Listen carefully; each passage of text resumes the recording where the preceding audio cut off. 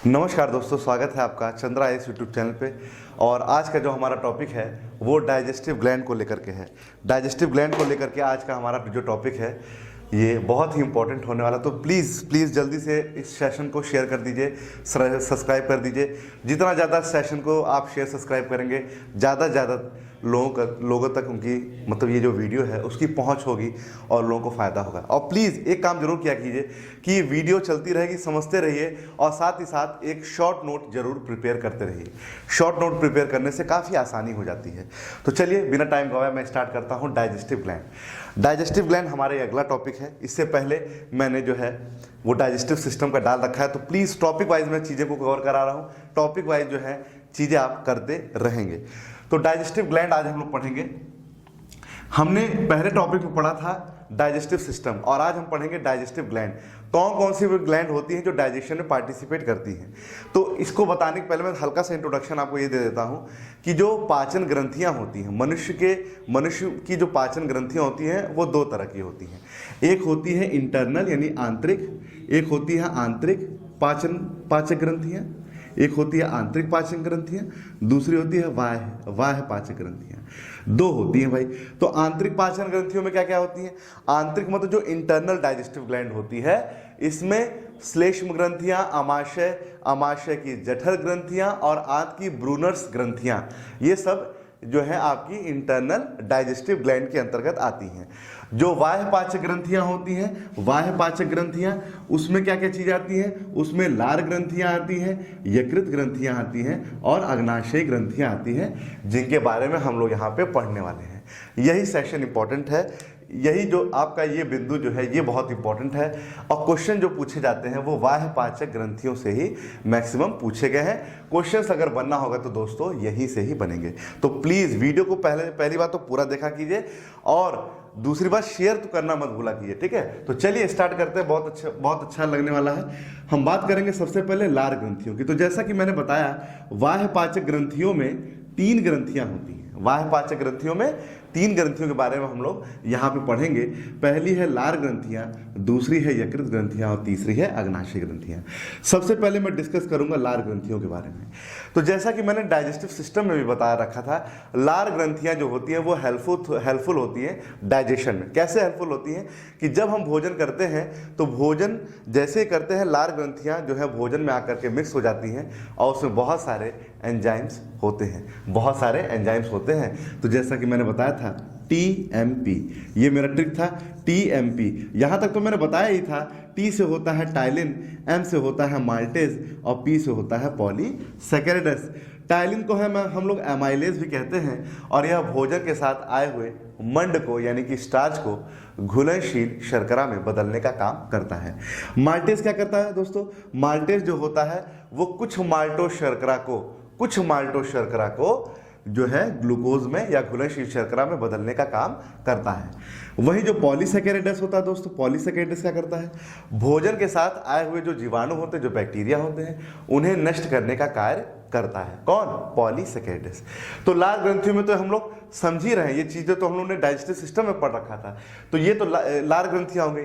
दूसरा और most important, इसको ध्यान से हम लोग पढ़ेंगे, यकृत ग्रंथियाँ। इसी से ही क्वेश्चन आता है। अब हम लोग यहाँ पर लीवर ग्रंथियों के बारे में डिस्कस करने वाले हैं। आपने सुना होगा बहुत ज़्यादा शराब पी रहे थे, लीवर फूल गया या लीवर सूज गया। ये वही लीवर है, यानी अत्यधिक शराब पीने से लीवर का सूषण रोग हो जाता है। लीवर सिरोसिस इंग्लिश में जिसे बोलते हैं। क्या चीज़ें हैं आइए देख लेते हैं लीवर क्या है। तो सबसे पहले मैं इसके बारे में आपको बताऊंगा। लीवर जो है मानव शरीर की सबसे बड़ी ग्रंथि होती है। लीवर मानव शरीर की सबसे बड़ी ग्रंथि होती है। तो अब क्वेश्चन आता है दूसरी सबसे बड़ी ग्रंथि कौन सी होती है? तो दूसरी सबसे बड़ी ग्रंथि होती है अग्नाशय ग्रंथियां। ध्यान रखिएगा, दूसरी सबसे बड़ी ग्रंथि अग्नाशय ग्रंथियां। साथ ही साथ अग्नाशय ग्रंथियां मानव शरीर की सबसे बड़ी मिश्रित ग्रंथि भी होती है। तो 3 क्वेश्चन हमारा यहाँ पे तैयार हुआ। मिश्रित ग्रंथि मतलब जो एक साथ नलिकाहीन भी हो और नलिका विहीन, दोनों का मिश्रण, दोनों की प्रॉपर्टी लिए हुए होती हैं, उन्हें हम लोग क्या कहते हैं? उन्हें हम लोग मिश्रित ग्रंथि यानी अग्नाशय ग्रंथि। क्वेश्चन आया हुआ है, पीसेस 2019 में पूछा गया है, ठीक है। तो ये हो गया। इसके बाद यकृत जो है, यकृत 2 पिंडों से मिलकर के बनता है। यकृत कितने पिंडों से मिलकर बनता है? 2 पिंडों से मिलकर के बनता है। यकृत जो दो पिंडों से मिलकर बनता है, उसका जो दाहिना पिंड होता है, लेफ्ट जो राइट वाला होता है, उसकी निचली सतह पे क्या पाया जाता है? पित्ताशय पाया जाता है, यानी कि गाल ब्लैडर पाया जाता है। यकृत के चारों ओर यानी लीवर के चारों ओर एक महीन झिल्ली का आवरण भी पाया जाता है। जैसे मान लीजिए लीवर है और लीवर के चारों ओर एक महीन झिल्ली का आवरण भी पाया जाता है, जिसे हम लोग पेरिटोनियम कहते हैं। क्या कहते हैं दोस्तों? पेरिटोनियम कहते हैं। यानी लीवर के चारों ओर एक झिल्ली पाई जाती है, जिसे हम लोग बोलते हैं पेरिटोनियम। वेरी वेरी इंपॉर्टेंट है। कौन सी झिल्ली है? पेरिटोनियम। पेरिऑस्टियम नहीं है, वो तो हड्डी के चारों ओर पाया जाता है, वो तो बोन्स के चारों ओर पाया जाता है, ये लीवर के चारों ओर पाया जाता है। साथ ही साथ यकृत कोशिकाओं, जैसे मान लीजिए क्या है, हमारी जो बॉडी है वो क्या है? मेड ऑफ सेल है, बहुत सारे कोशिकाओं से मिलकर बनी है। उसी तरह लीवर भी क्या है? लीवर बहुत सारे कोशिकाओं से मिलकर बना है।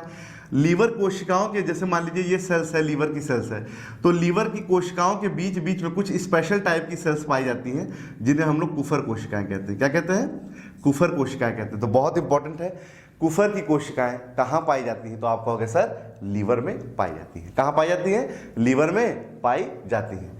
अब साथ ही साथ बात यहीं पे खत्म नहीं हो गई, अब हम पढ़ेंगे लीवर के कार्यों के बारे में, क्या क्या लीवर काम करता है। तो ध्यान से सुनिएगा, बहुत इंपॉर्टेंट सेशन है।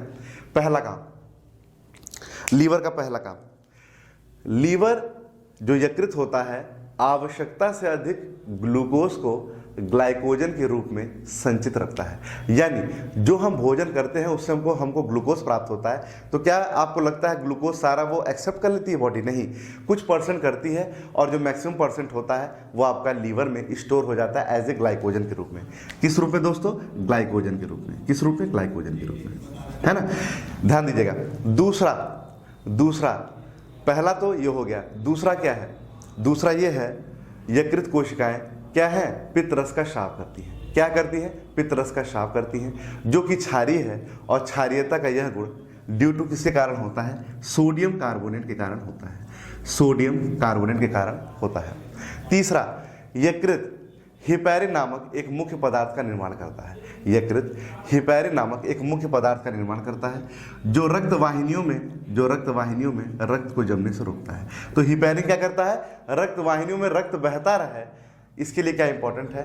हिपैरिन बहुत ही ज़्यादा इंपॉर्टेंट है। चौथा, रक्त अल्पता को दूर करने वाले पदार्थों का निर्माण, मतलब कि रक्त अल्पता मतलब खून में हीमोग्लोबिन की कमी या आयरन की कमी को बोलते हैं रक्त अल्पता।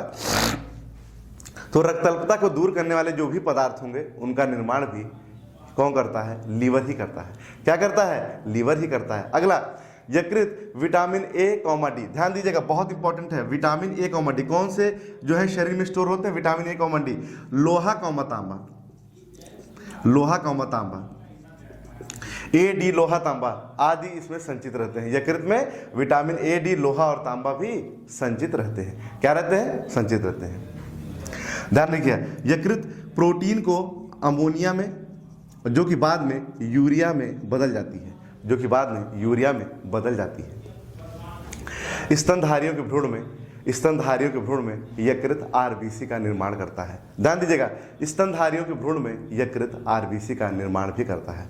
तो ये सारे क्या थे? इसके प्रमुख कार्य थे। तो कार्य भी पढ़े, साथ ही साथ इसके बारे में पढ़े। अब हम नेक्स्ट चलते हैं अग्नाशय ग्रंथियों के बारे में। ये भी इंपॉर्टेंट है, इसके बारे में हम लोग पढ़ेंगे।